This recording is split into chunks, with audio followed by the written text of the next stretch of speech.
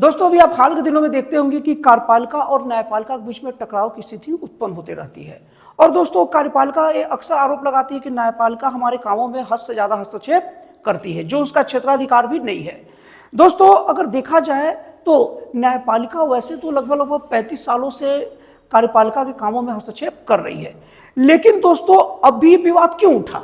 दोस्तों इसको समझने के लिए थोड़ा सा इतिहास में चलते हैं। दोस्तों हम बता दूं कि हमारा देश का संविधान पूरी तरीके से 26 जनवरी 1950 से लागू हुआ। और दोस्तों संविधान भारत में न्यायपालिका, कार्यपालिका और विधायिका के कामों का अच्छे से बंटवारा कर दिया था। दोस्तों जब हमारा देश का संविधान लागू हुआ तो उस वक्त की सरकारें मजबूत थी, इसलिए सरकार अपनी ताकतवर अवस्था में थी और अच्छे से काम कर पा रही थी। और न्यायपालिका भी अपने काम को ठीक एक मशीनरी की तरह करती थी। और दोस्तों विधायिका और कार्यपालिका में विवाद का कोई बात नहीं हो सकता, क्योंकि विधायिका कार्यपालिका की जननी होती है। इसका मतलब यह है कि कार्यपालिका के सदस्य विधायिका से ही आते हैं और विधायिका की सर्वसम्मति से आते हैं, इसलिए विधायिका और कार्यपालिका में टकराव की बात नहीं है। अब दोस्तों समय गुजरते गया और समय के साथ सरकारें कमजोर होती गई। और दोस्तों सबसे पहली बात गठबंधन की सरकार के रूप में सरकार की कमजोरी 1977 में सामने आई। लेकिन दोस्तों कुछ सालों में इसे भर लिया गया और फिर से इंदिरा गांधी के नेतृत्व में एक बहुत मजबूत सरकार आई।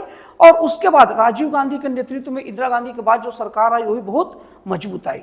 लेकिन दोस्तों फिर से दोस्तों सरकार 1989 में बीपी सिंह के नेतृत्व में जो सरकार बनी, वहां से गठबंधन की नींव पड़ गई। अब दोस्तों स्टोरी को थोड़ा सा यहां रोक देते हैं, अब थोड़ी दूसरी चीज को समझते हैं, तब आपको समझ में आएगा कि कार्यपालिका और न्यायपालिका के टकराव का कारण क्या है। अब दोस्तों ऐसा समझिए कि कोई ऐसा एक काम है जो तीन लोगों को अलग अलग भागों में बांट दिया गया है और तीनों एकदम अच्छे ताकतवर अवस्था में अपने काम को कर रहे हैं।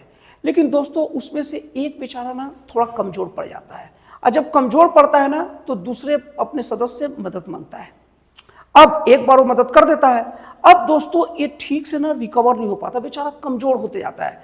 तो फिर अपने बाकी साथ बगल के अपने सदस्यों से मदद मांगता है, वो बार बार उसका मदद करता है। और जब मदद बार बार करता है और इसकी कमजोरी नहीं ठीक होती ना, तो उसके बाद में वो अब मदद करेगा तो जाहिर सी बात है उसके काम में हस्तक्षेप भी करेगा।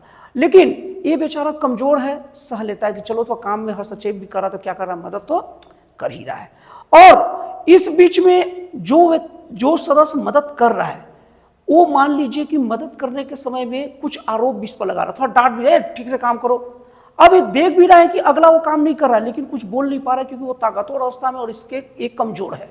लेकिन दोस्तों फिर समय बदला, हवा बदला, माहौल बदला और फिर से जो सदस्य कमजोर पड़ा था वो ताकतवर हो गया। अब वो कुछ दिनों तक थी, वो कोई भी व्यक्ति जब कमजोर रहता तो बहुत सारी चीजें उसको घेर लेती, बहुत सारी बीमारियां, बहुत सारी समस्याएं। तो सबसे पहले तो अपनी समस्याओं से निपटा, उसके बाद अब अपने अधिकार क्षेत्र की बात आया तो जो पहले जो व्यक्ति से मदद मांगता था और वो मदद देने के नाम पर और मदद देने के साथ ही बहुत बातें सुनाता था, हस्तक्षेप भी करता था, अब उसको बोल रहा है कि देखो ये मेरा अधिकार क्षेत्र है, तुम इसमें हस्तक्षेप अब मत करो। अब सामने वाला जो इतने सालों से उसको आदत पड़ गया कमजोर के कारण हस्तक्षेप करने का, तो वो अब इसको बर्दाश्त नहीं कर पाता।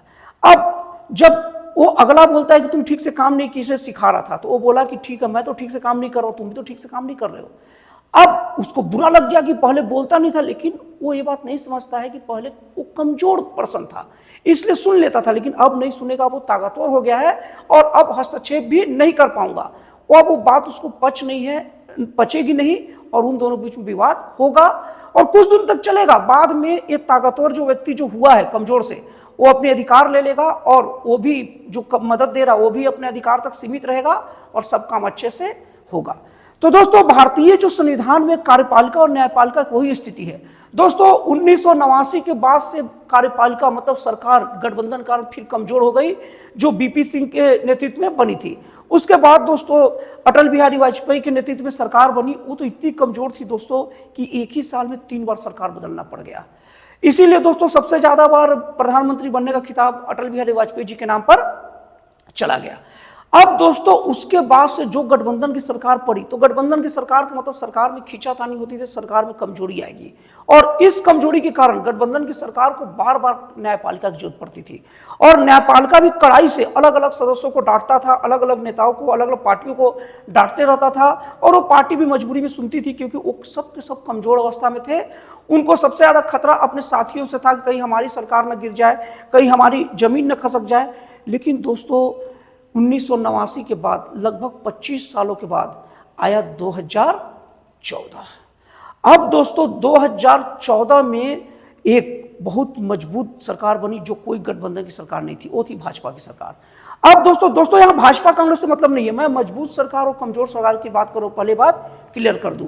पता चला कि उसमें कोई मैसेज करने लग गया बिना वीडियो देखे कि अरे आप भाजपा का प्रचार कर रहे हो। अरे भैया भाजपा कांग्रेस से नहीं है, कांग्रेस की भी सरकार रहती तो भी वही बात रहा था, मैं मजबूत सरकार की बात कर रहा हूं। तो 2014 में भाजपा की मजबूत सरकार आई। अब कुछ दिनों तक तो वो अपनी कमजोरियों को देखी, अपनी सरकार को इकट्ठा करने के लिए देखी, लेकिन फिर 2019 में फिर से बहुमत की सरकार आई, मतलब लगातार अब 10 साल तक बहुमत की सरकार। और दोस्तों 24 में सरकार हालांकि गठबंधन की बनी, लेकिन नाम मात्र की गठबंधन की सरकार है। ये सरकार शुरू में लोगों को लगा कि चलेगा कि नहीं चलेगा, लेकिन ये सरकार इतने अच्छी तरीके से अपने गठबंधन साथियों से तालमेल बैठा लिया है कि अब ये भी सरकार लगभग स्थायी और मजबूत सरकार के रूप में है। अब दोस्तों कार्यपालिका जो है, दोस्तों आप लोग बता दूं कार्यपालिका किसको कहते हैं, जो डिसीजन लेता है, फैसले लेता है, जैसे प्रधानमंत्री, मुख्यमंत्री, मंत्रिमंडल सब कार्यपालिका होते हैं, और जो न्याय करता है वो न्यायपालिका होता है, जैसे कि जज वगैरह लोग, कोर्ट वगैरह लोग। अब दोस्तों अब उसके बाद में अब तो कार्यपालिका मजबूत हो गई। अब कार्यपालिका कहती है कि आप हमारे काम में हस्तक्षेप क्यों करते हो न्यायपालिका को। न्यायपालिका कहती है कि नहीं आपका कुछ जरूरत था इसलिए हस्तक्षेप करते हैं। तो फिर कार्यपालिका याद दिलाती है कि किस आधार पर हस्तक्षेप करते हो।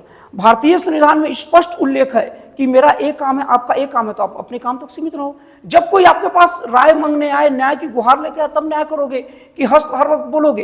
कहीं नाली ठीक नहीं हुआ तो न्यायपालिका आ गया। यहां तक कि दोस्तों निर्वाचन का जो मुख्य निर्वाचन आयोग की नियुक्ति का है, वो पूरी तरीके से दोस्तों केंद्र सरकार का काम है, कार्यपालिका का काम है।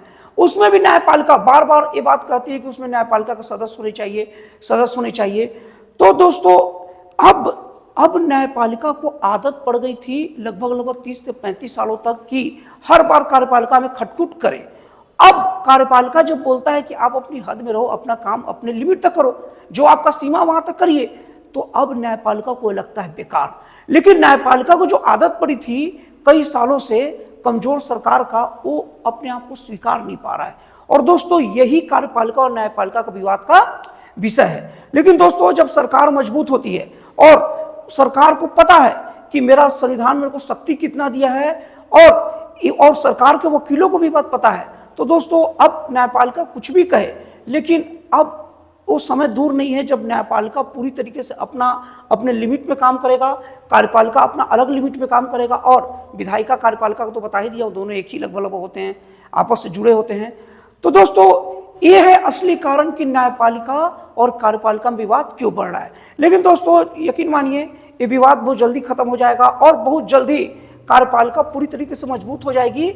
और दोस्तों कार्यपालिका के कामों में किसी भी तरीके से बिना मतलब के न्यायपालिका हस्तक्षेप अब नहीं कर पाएगी। तो दोस्तों आपको ये विश्लेषण कैसा लगा, एनालिसिस कैसा लगा, कमेंट करके जरूर बताइएगा। तो दोस्तों फिर मिलते हैं अगली वीडियो में एक जन कल्याणकारी और एक राष्ट्रवाद से प्रेरित नए विचारों के साथ।